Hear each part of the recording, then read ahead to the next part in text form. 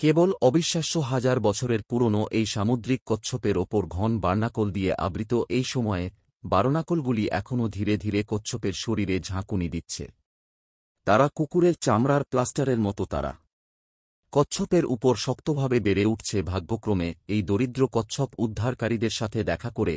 এই বার্নাকল সর্বত্র আছে, এমনকি কচ্ছপের চিবুক ও বৃদ্ধির সাথে আচ্ছাদিত। দেখা যায় যে বার্নাকলের খোসা খুব শক্ত। উদ্ধারকারীরা পেশাদার সরঞ্জামও ব্যবহার করেছে। শুধু এটা খুলে ফেলুন যাতে কচ্ছপদের ক্ষতি না হয়। উদ্ধারকারীরা তাদের প্রতিটি পদক্ষেপে অত্যন্ত সতর্ক ছিল। অবশ্যই এই প্রক্রিয়া অত্যন্ত ডিকম্প্রেসিং। তাই সামুদ্রিক জীবনকে বার্নাকল পরিষ্কার করতে সাহায্য করুন। এটি উদ্ধারকারীরা সবচেয়ে বেশি করতে পছন্দ করে যদি কচ্ছপটি উদ্ধারকারীর মুখোমুখি না হতো।